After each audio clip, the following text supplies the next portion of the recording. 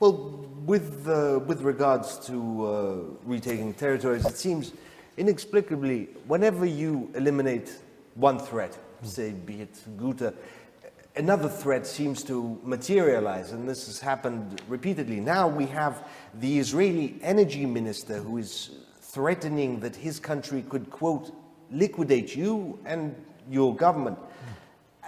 Are you afraid? Are you afraid, and how do you take that threat?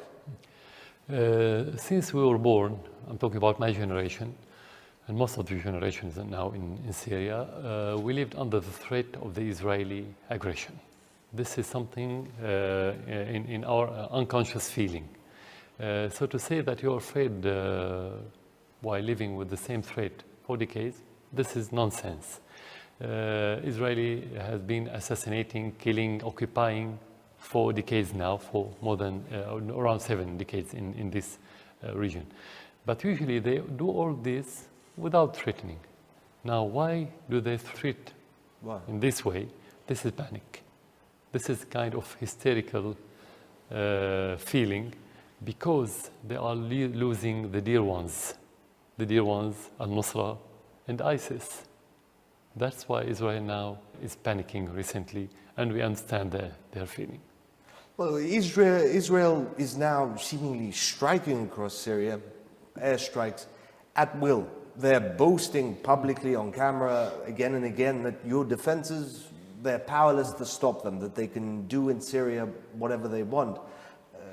Is that true? Is there anything you can do to stop Israel carrying out its airstrikes in Syria? Yeah.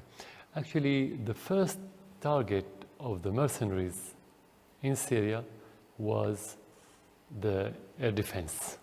Before attacking any other military base, it was the air defense.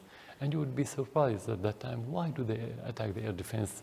The air defense will not deal with the peaceful demonstrators, as they say, or the moderate forces, and it cannot deal with extremists anyway. It's another thing, it's to defend the country. This is the other proof that Israel was in direct link with those terrorists in Syria. So they attacked those bases and they destroyed big part of our air defenses. Now, in spite of that, our position, let's say our air defense is much stronger than before, thanks to the Russian support, and the recent attacks by the Israeli and by the American and British and French proved that we are in a better situation. Now, the only option, my answer to your question, is to improve our air defense. This is the only thing that we can do, and we are doing that.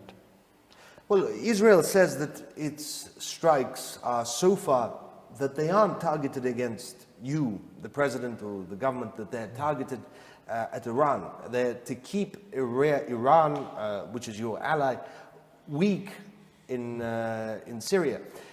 It's strange, but Iran being here, they are your allies, it's no secret, they have helped, but them being here now puts you at threat. Would you ever consider asking Iran to leave? The most important fact regarding this issue that we don't have Iranian troops. We never had, and you cannot hide it. And we were not ashamed to say that we have. Like we invited the Russians, we could have invited the Iranians. We have Iranian officers who work with the Syrian army as help, but they don't have troops. The starkest fact about their lives, about this issue, the Iranian issue, that the recent attack a few weeks ago, they said that they attacked Iranian bases and camps, as they said allegedly. And actually we had tens of Syrians, martyrs and wounded soldiers, not a single Iranian. So how could they say that we have it? So it's a lie. We always say that we have Iranian officers, but they work with our army. We don't have troops. Well, changing subject now with regard to chemical attacks. There are now regular alleged chemical attacks happening in Syria. Your government and your allies have said that you had nothing to do with this. Your allies have backed your claims, denying any responsibility, saying they have no knowledge of you carrying out these attacks. The question is, in whose interest is it to gas opposition to you? That's the most part of the answer. In whose interest? That's the question. Is it in our interest? Why? And why no? Because the timing of this alleged strike was after the victory of the Syrian troops in Ghouta. Let alone the fact that we don't have chemical weapons anyway, and let the other fact that we're not going to use it against our people, because the battle in Syria was about winning the heart of the civilians. This is the main battle, and we won it. So how can you use chemical weapons against civilians that you want them to be supportive to you? This is the first. Second, if you want to use it, let's suppose that you have it and want to use it. Do you use it after you finish the battle or before or during? It's not logical. Second, if you go to that area, it was very cramped area by armies, by factions, and by civilians. Whenever you use such armaments or weapons in that area, you're going to harm everyone, something that didn't happen. And if you go to that area and you ask the civilian, there was no chemical attack by anyone.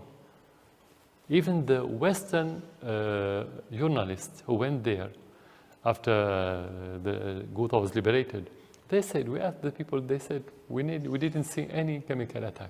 So it was a narrative, it was just pretext in order to attack Syria.